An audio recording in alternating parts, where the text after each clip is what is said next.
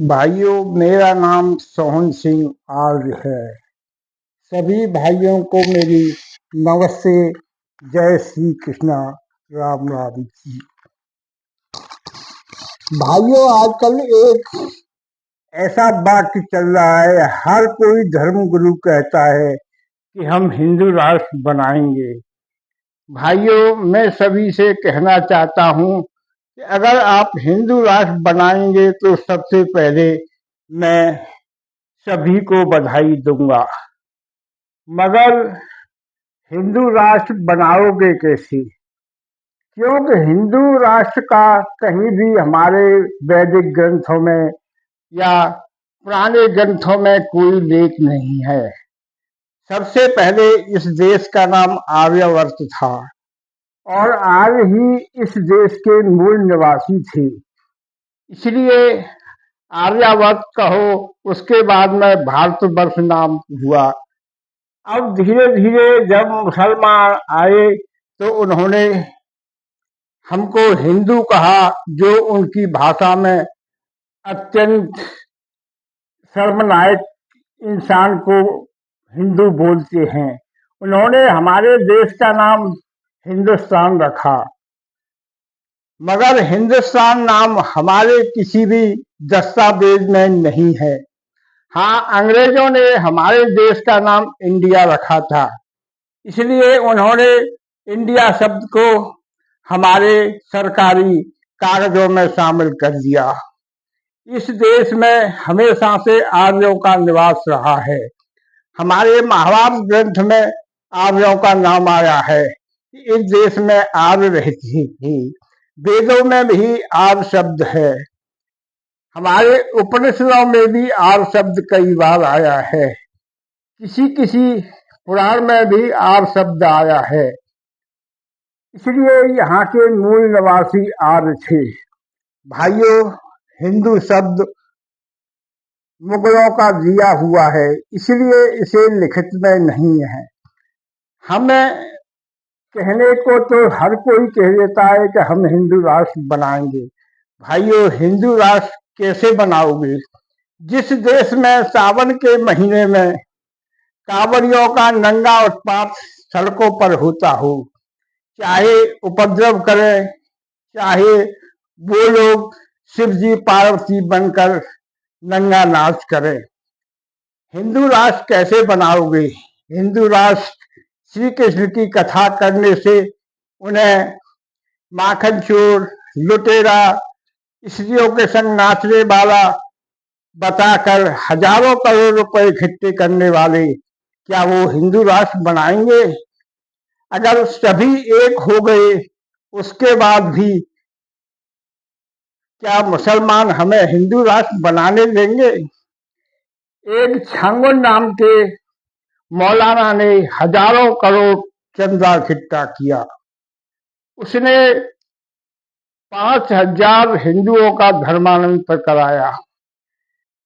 और क्या कोई हिंदू कथावाचक शंकराचार्य ऐसा काम कर सकता है? कोई नहीं कर सकता है। पहले नंबर तो सभी कथाकार और ये अपने लिए धन इकट्ठा करते हैं, फिर उस धन को कोई मंदिरों की छत में लगाता है, कोई मंदिर बनाने में खर्च करता है। अपने धर्म के लिए जिस तरह से मौलाना ने खर्च किया है, ऐसा हिंदू कोई खर्च नहीं करता है।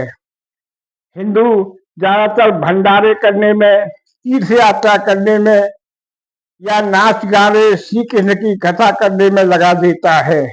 वहां श्री कृष्ण को कोई चोर कहता है, कोई लंपट कहता है, मगर श्री कृष्ण का असली चरित्र महाभारत में कोई नहीं बताता है। उसे उल्टा नेगेटिव में भगवान बनाकर उसे रातों दिमाग कोसते रहते हैं कि कृष्ण चोर था, माखन चुराता था। अरे, जिसकी हजारों गैया जिसके पास हो, वो माखन क्यों चुराएगा?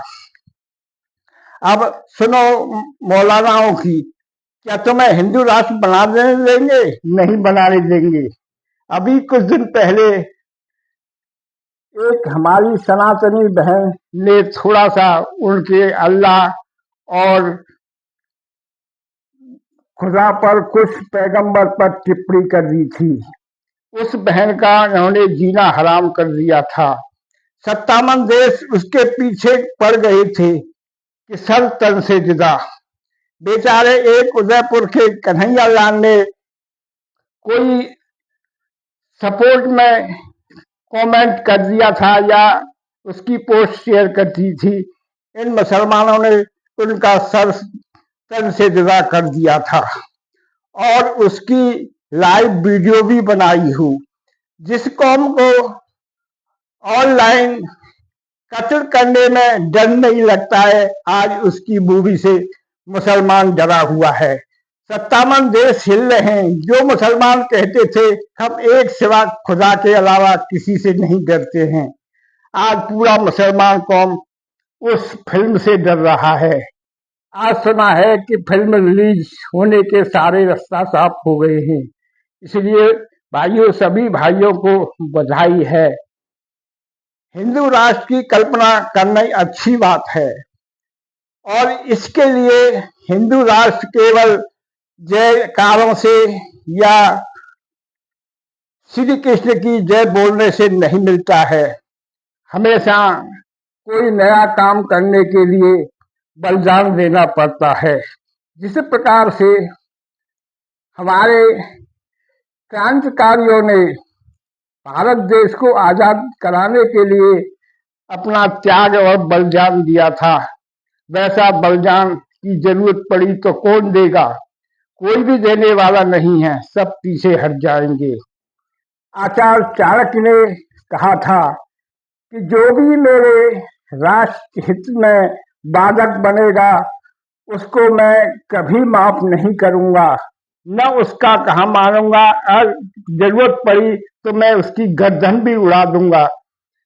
ऐसे आचार्य की तरह करने और से राष्ट्र बनते हैं। उस महान चाणक्य ने अपने जल पर संकल्प लिया था, उसे पूरा किया।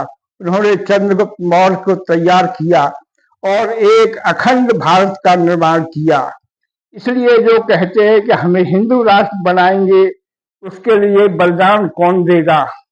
जो कौम थोड़ी सी उसके लिए अपना खून बहा देती है, हिंदुओं को काट देती है, वो क्या तुम्हें हिंदू राष्ट्र बना लेने देंगे? इसलिए यह कहना बड़ा आसान है कि हम हिंदू राष्ट्र बना रहे हैं। ठीक है भाई, बनाइए। अगर बन गया तो हम भी तुम्हें बधाई देंगे। ये भाइयों, त्याग और बलिदान का दूसरा नाम है नया संकल्प लेना। इसलिए कोई भी कहे कि हम बलिदान देंगे, पर ऐन वक्त पर कोई बलिदान नहीं देता है।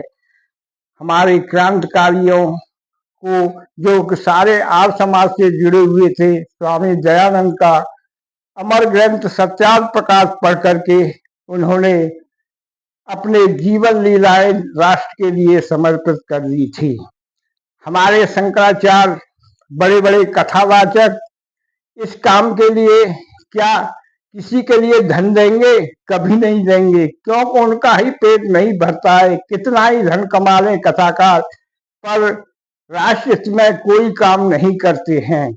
ऐसे ही चारों मठों के शंकराचार्य हैं। वो शंकराचार्य की गद्दी पर सोने चांदी के सिंहासनों पर बैठकर राजनीति करते हैं। कभी उन्होंने किसी भी नए इलाके में जाकर किसी भाई को कहा है कि हम तुम्हारे लिए कुछ करेंगे? अरे, जिन आचार्यों ने शंकराचार्य गुरु जैसे दिया, उस गांव के लिए कुछ नहीं कर सके तो राष्ट्र के लिए ये शंकराचार्य क्या करेंगे?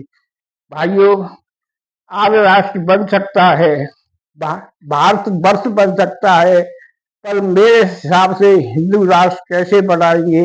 अगर बनाए तो मैं सभी भाइयों का हार्दिक अभिनंदन करूंगा, और बन गया तो सबसे पहले मैं उनका समर्थन करूंगा। सभी भाइयों को मेरी नमस्ते जी। से निवेदन है कि हमारी वीडियो पसंद आए तो लाइक करें, कमेंट करें, शेयर करें और चैनल को सब्सक्राइब करें। नमस्ते जी।